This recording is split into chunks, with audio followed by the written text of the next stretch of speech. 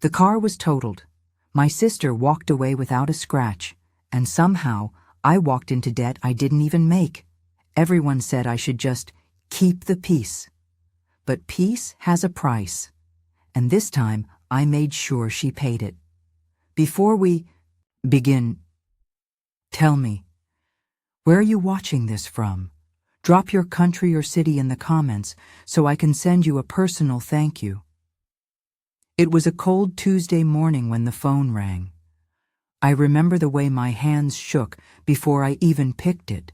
Up, like my body already knew something was wrong. The voice on the other end? My sister sobbing. She'd crashed the car. Not just any car, Dad's car. The one he handed down, only for emergencies. I raced to the scene, expecting to see a fender bender, maybe a busted bumper.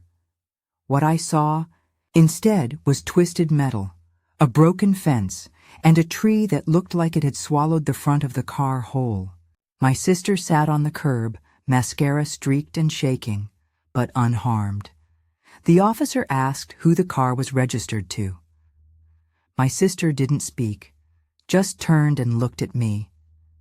That's when I realized she had listed my name on the paperwork. Wasn't behind the wheel.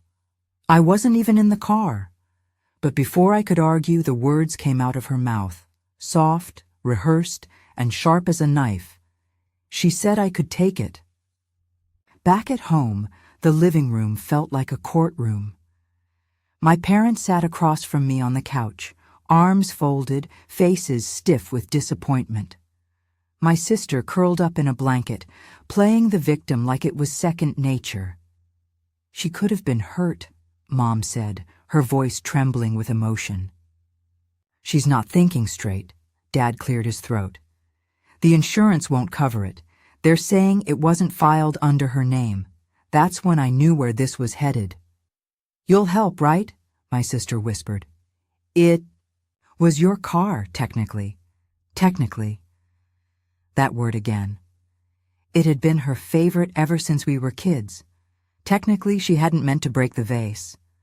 Technically, it was my fault for leaving my diary open. And now, technically, the debt was mine. But there was nothing technical about the guilt trip that followed. You always keep the family together, Mom said. Just do this one thing. And, like a fool desperate for peace, I nodded. The next few days felt like being erased. I was the one who stayed late at work, paid rent on time, remembered birthdays. But suddenly, none of it mattered. Every conversation was about her. Every sigh, every look, every quiet complaint behind closed doors circled back to how hurt she was. Don't make her feel worse, Dad whispered, when I dared to ask why I was covering the repair bill alone. I watched them coddle her like she was made of porcelain. Her boyfriend visited daily, bringing flowers and sympathy, while I juggled work calls, credit card limits, and late-night tears no one saw. She posted a selfie 3 days after the crash. Caption: grateful to be alive. The comments poured in, stay strong, babe, you're a warrior, and I wanted to scream. No one asked who was paying for her mistake. At family dinner, she laughed, and I realized something chilling. This wasn't guilt. This was strategy. Growing up, I was the reliable one, the helper, the one who held back my words, swallowed my pride, and did what needed to be done. I thought that made me strong. I thought that's what love looked like. But now, I felt like an unpaid bodyguard in my own life. The garage bill came in, $5,800. My bank account stared back at me with judgment. I had savings. Not much, but enough to cover it, enough to keep her from being in trouble. My finger hovered over the pay button for hours. She didn't apologize. Not once, not properly. And still, I paid. That night I heard her laughing. on the phone with a friend, talking about brunch plans, like nothing happened, like she hadn't just stolen nearly $6,000 from my future. I looked in the mirror, and for the first time, I didn't recognize the person staring back. That girl? She was tired of being quiet. It started with a text. One of her friends accidentally added me to a group chat. A mistake. But mistakes have a way of revealing truth. Did she fall for the insurance mix-up story? One message read, another. I can't believe she got her to pay. Again! My stomach dropped. Again? I scrolled further. Dates, details, references to last time, and the credit card stunt. Things I didn't understand yet. But something inside me clicked. This wasn't her first con. She'd done this before. Maybe not with a car, but with consequences. Playing the victim, shifting the blame, charming her way out while someone else footed the bill. I didn't respond to the messages. I left the group silently. Instead, I started digging. Old emails, bills, statements, anything that might show a pattern, and it didn't take long to find it. In a drawer tucked beneath her old notebooks, I found a letter from a collections agency, addressed to me. The envelope trembled in my hands as I pulled it open. Thick, stiff paper, a list of charges. Final warning, 12,467 died $88 past due. My name, my address. I had never seen this card, never signed for it. But the return address listed our family home, where she still lived. The purchases were wild: designer shoes, flight tickets, a gaming console, and monthly payments that had quietly piled up under my credit history. She had used my identity. Somehow. Somewhere. Sometime when I trusted her too much, my first instinct was panic. My second was rage. I marched to my parents' room, heart pounding. I dropped the letter on the table like a bomb. "Explain this," I said. They stared, blinked. "Didn't even look surprised. She didn't mean harm," Mom finally whispered. "She just needed help." I couldn't believe it. This wasn't a family. This was a cover-up. The knock came 2 days later, sharp, loud, and full of intent. 2 officers, badges visible, calm, professional tones. "Is Miss My Name available?" I stepped forward. My heart thudded in my chest. "Yes, that's me." They explained they were following up on identity theft activity flagged by the credit bureau. Someone had used my social security number to open multiple accounts. There were over 4 separate credit cards now under investigation. I told them everything, showed the letters, the emails, the texts. One of the officers took notes while the other glanced around the living room. "Is there anyone else in the house who may have access to your personal information?" I turned toward the hallway, toward her room. They followed my gaze, and just like that, the story she built so carefully began to crumble. She came out mid-conversation, her face pale. "Is this about the car?" she asked weakly. "No," the officer said. "This is about the truth." With the police involved, I started combing through every detail she'd ever told me about that crash. The insurance issue she mentioned? The excuse for why I needed to pay? I called the agent she claimed to have spoken to. "Sorry," he said. "That policy was canceled last year due to non-payment." My heart sank. Canceled. Before the crash even happened. So she'd known all along there was no coverage. She'd driven the car anyway, without telling anyone, and crashed. It like it was someone else's problem, because to her, it always was. I called my parents again. This time, my voice wasn't shaky. It was steel. "She lied to you," I said. She lied to all of us.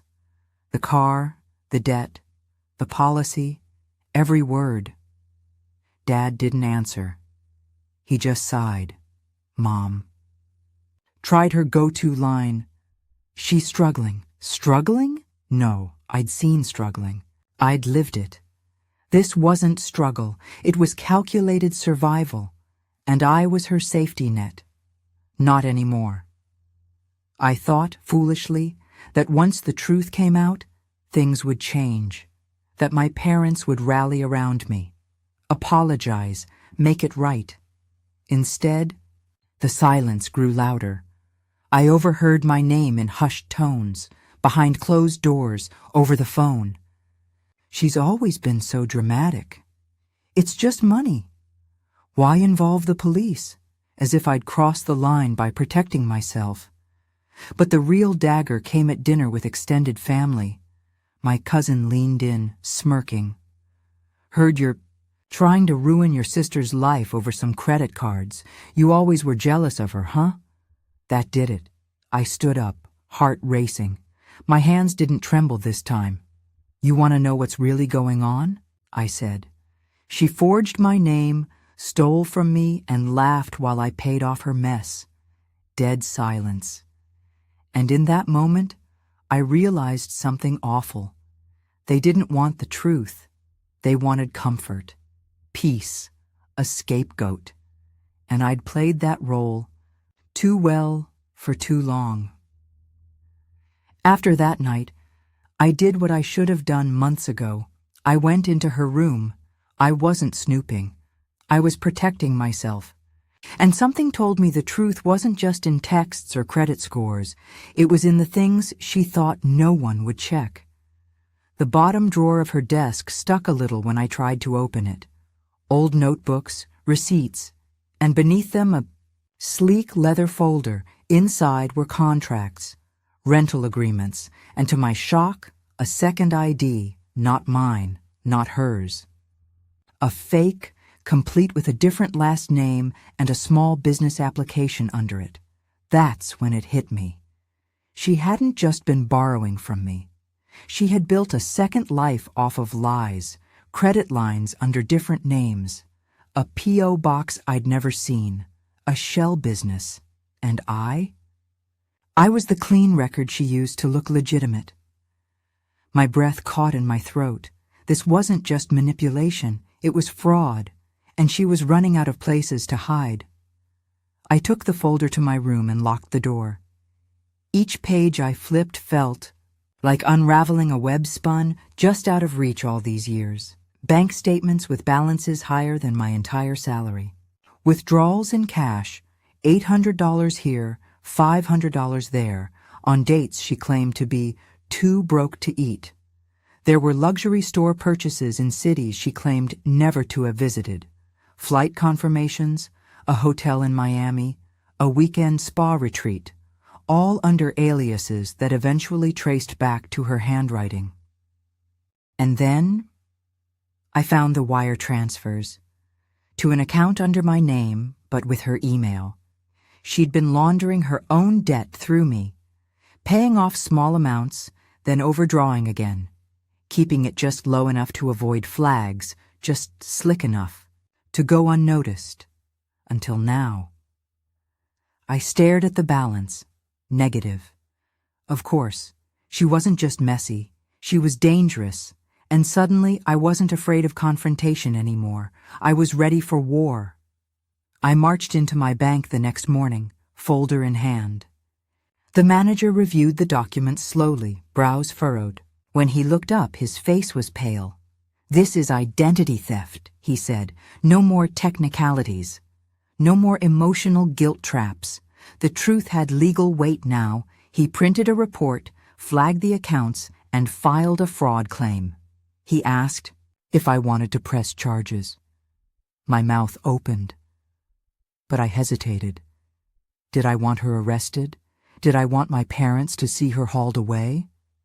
But then I thought of the years she'd stolen, the way I doubted myself, the way she laughed while I paid. Yes, I did. I filed the report. As I left the bank, my phone buzzed. It was her. One message. "What did you do?" I didn't answer. She knew, and for the first time in my life, I didn't flinch. I waited until Sunday. Family dinner, where everyone still pretended we were whole. Roast chicken, candles, mom humming. Some tune from our childhood like we were all 10 years old again. Then I pulled out the folder, dropped it right in front of my sister. The clatter echoed. "What's this?" she asked, already faking confusion. "Your second life," I said calmly. The debt, the alias, the bank fraud, all of it. Mom's fork froze midair. Dad stiffened. My sister's face? It didn't. Crumble. It twitched like she'd been caught with her hand in the cookie jar, not committing actual fraud.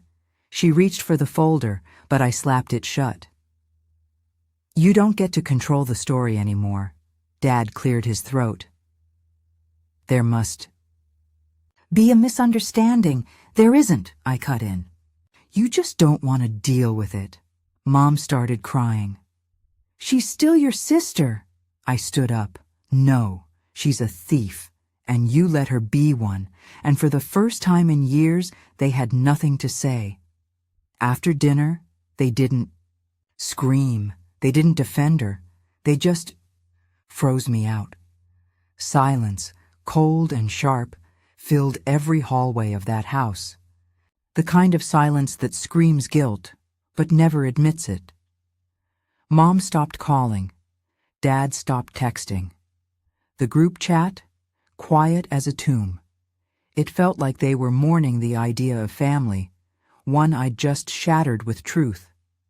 But what about me? No. One asked how I was doing. Not after being stolen from. Not after uncovering a lie that went on for years. I wasn't the victim in their eyes. I was the disruptor. The one who wouldn't let it go. I started packing that week. Not because I couldn't stay, but because I wouldn't. As I zipped up my suitcase, my phone buzzed again. A message from my mother. "You didn't have to go this far." I stared at it. My fingers hovered over the keys. Then I wrote back, "And you didn't have to protect her while she destroyed me." I found the collections agency that had sent the original letter. The woman on the line was brisk, but kind. "I can transfer the debt," she said, "if you can prove it wasn't yours." I emailed everything: screenshots, police reports, timelines, statements. Hours later, I got confirmation. The debt was no longer attached to my name. I sat back, shaking. Relief didn't come like I thought it would. It came slowly, like light slipping through closed blinds after a long storm. Then I asked the agent one last question. "What happens to the debt now?" "Oh," she said lightly. "We'll be contacting the original user. We always do." Week later, my sister called. No pleasantries, just panic. "You sent them after me?" she snapped. "No," I replied calmly. "I gave them your name. That's different. I'm your sister." "And I was your scapegoat," I said. "But we're even now. Click. No more pretending. No more guilt. Just the cold, clean sound of justice catching up." She showed up at my door 2 days later. No makeup, no excuses, just rage and desperation wrapped in fake humility. "I'm sorry," she said flatly. "You proved your point. Now, please call them off." "No," I said without hesitation. Her eyes narrowed. "You don't get to ruin my life." And there it was, the core of her entire being. A life built on the belief that everyone else existed to shield her from consequences. "You ruined your life," I replied. "I just stopped paying for it." She tried the tears next, the shaking voice, the little girl act that always worked, on our parents. But I wasn't them. "You used me," I continued. stole from me, lied to me. And you expected me to carry it all because that's what I've always done. But not anymore. She stared at me, stunned, like she didn't recognize the version of me who could say no. And I realized that scared her more than the police ever did. A week later, a mutual friend sent me something screenshots from a now-deleted social media post, photos of a yacht party, a luxury vacation, shopping bags from designer stores, all time-stamped. During the months she'd claimed to be broke. That $12,000? It didn't go to survival. It went to fantasy, to making her look like someone she wasn't, to impress people who never saw the destruction she left behind.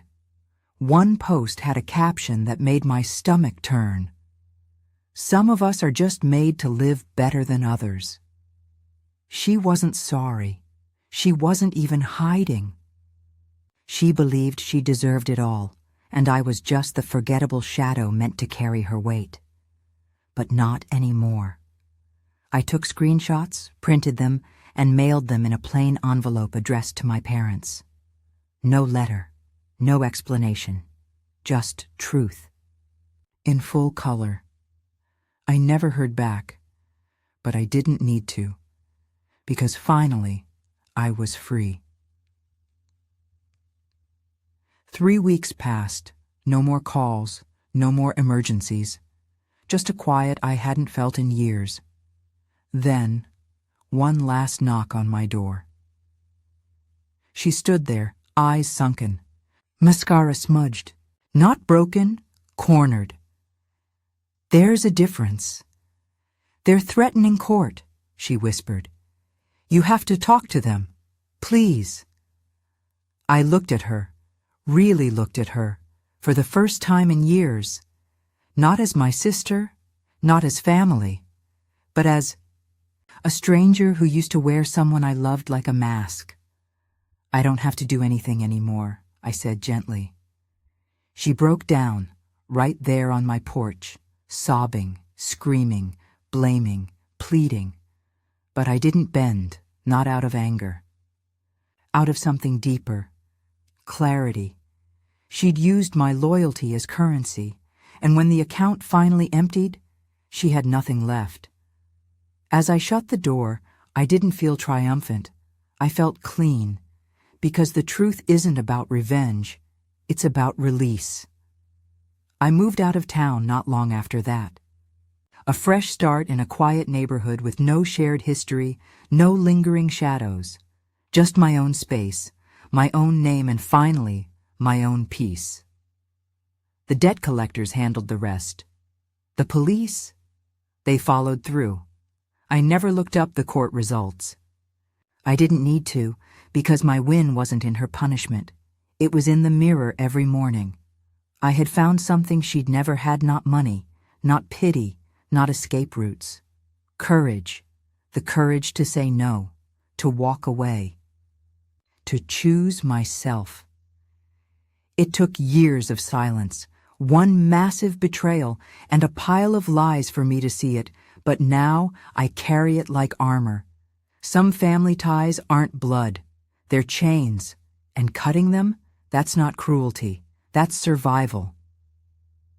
6 months later, I wrote her a letter, not to reconcile, not to invite guilt, just to speak what I'd never been allowed to say. You taught me the price of silence.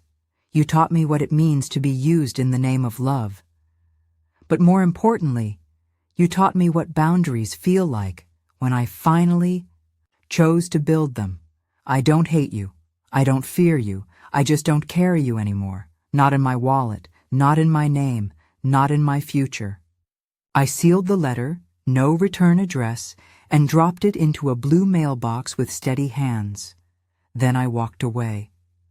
The sky was clear. My steps felt lighter. For the first time in years, I didn't have to explain myself, prove anything, or clean up someone else's disaster. I was done being the reliable one who broke in silence. Now, I'm the one who walked away standing tall. Some debts are never financial, And some payments? They come in courage, clarity, and finally choosing yourself. If this story moved you, share it. Someone out there needs to hear that it's okay to say no and mean it.